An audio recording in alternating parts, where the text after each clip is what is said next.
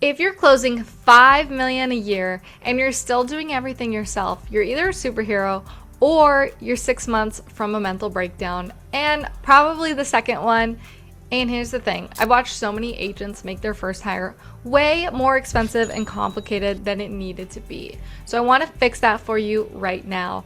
And before I dive in, if you want to talk through scaling your business, which is what we all want to do, book a free one-on-one call with me. My link's in the description below. I promise I'm nice. Or just DM me on Instagram or Facebook at PK Residential. My job is to help agents go from 80-hour work weeks to 20-hour work weeks and maximize their time. And here's what actually happens, and I promise you've either done this or you're about to. You hit that 5 million mark and you're drowning, and one day you just snap and say, I need help. Anybody please help me, because there is so much going on in this business. You're constantly being thrown in different scenarios, and you want to live life and show up to your family's events and not have to be glued to your phone or running outside to get your laptop and writing an offer. And when this time comes, because you're so burnt out and you're desperate, you hire the first halfway decent person who applies. And then you fast forward 6 months and you're paying them a split, they're barely producing, and somehow you're still doing everything yourself, just now with an extra expense. And that's not a team, that's an expensive security blanket, and it happens more than you think. Trust me, I've been there. I hired my first employee, and I hired someone who was maybe not the most qualified, but because they were there and I knew the work that I was delegating wasn't that difficult, that I figured anybody can do it. And what surprised me was I had to stay on top of them. I had to continue to check in and see if things were done and double check and cross check their work. And it ended up just being a whole new obligation that I had to take care of. And then ultimately I ended up still doing the same work. And then I was questioning why I'm even paying this person, and the fear that I had of letting them go, because I brought them on the team and then I ended up still having to do all the work that I delegated to them, that I felt type of way about having to let them go. If you're hiring because you're drowning this week, you're about to hire the wrong person. And when you're desperate, I can tell you firsthand, you skip the vetting, you skip the trial period, and you just hand your leads to whoever's sitting in front of you. And it's not gonna be the result that you're looking for. But because you let it go for so long and you got so exhausted and frustrated with this business and how relentless it is, you hire the first person there. So hire 6 weeks before you're in that desperate state, not 6 weeks after, not 2 years later when you're so frustrated and you just want to get anybody who will pick up the slack. Build the plan when things feel calm, not when you're in full meltdown mode. And here's the thing nobody wants to say out loud, a 50-50 split on a brand new agent, it isn't generous, it's kind of reckless.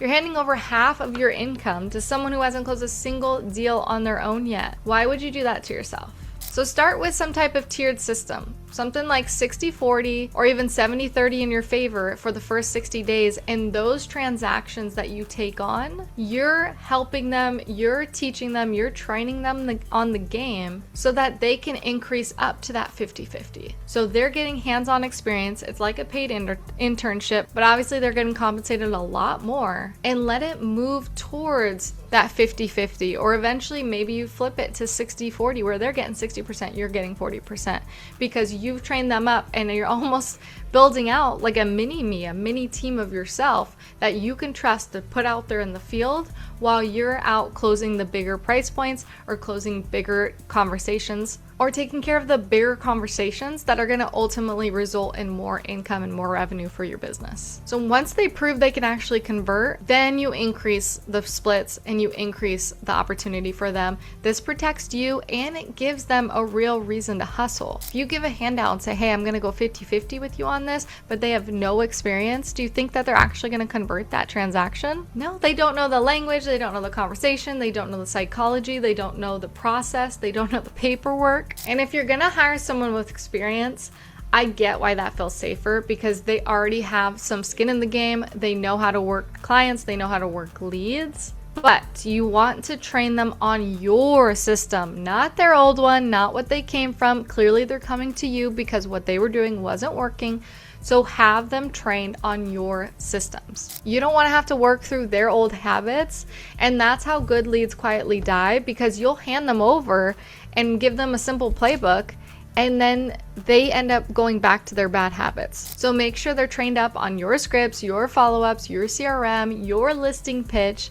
Every single new hire needs to go through the whole process before they even touch a lead. There's no exceptions for this, even for the experienced agents, especially for them, because again, they're coming to you for an opportunity, so they couldn't handle it on their own, and they're coming to you to learn the game and to provide for their family. And you gotta track their 90-day onboarding and stay on top of it. Track it like a hawk, because nobody cares how excited your new hire was on day one. The market doesn't care. You need to track every single week for their first 90 days. So think, how many leads did you give them? How many appointments did they set from those leads? And how many of those did they get paperwork signed? How many did they close? How many are they actively working with? And if those numbers are still flat by 6 weeks, 8 weeks, have the conversation right then. Don't wait any longer. Have the conversation. Say, hey, I sent you over 18 leads and it looks like you only have one actually converted into a signed contract. Something's going on here. Where is the issue? And try to identify where the process was broken. And I know you're going to be working on your business that you're going to think, okay, I can push that off because my priority is getting these clients closed of the ones that you're working on.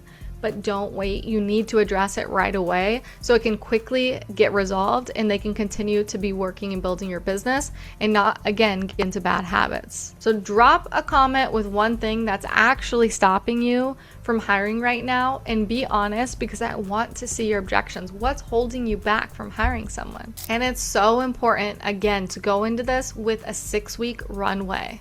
Don't be hiring out of desperation or frustration or exhaustion, because you're one bad hire away from losing money in your business, but you're also one good hire away from finally getting your life back, from getting out of that hamster wheel, that treadmill, from answering calls at 10, 11 p.m. at night, submitting offers before that midnight deadline. It can be fixed with this. You can get your life back. And the difference is the system before you even ever put up the job post. If you're ready to build that hiring plan and you know you're getting close to that exhaustion or that threshold where you can't continue any longer without a hire, then book a call on my calendar. My link is below, and let's make sure that we set your business up to be able to run when you're there and also to grow and scale your revenue.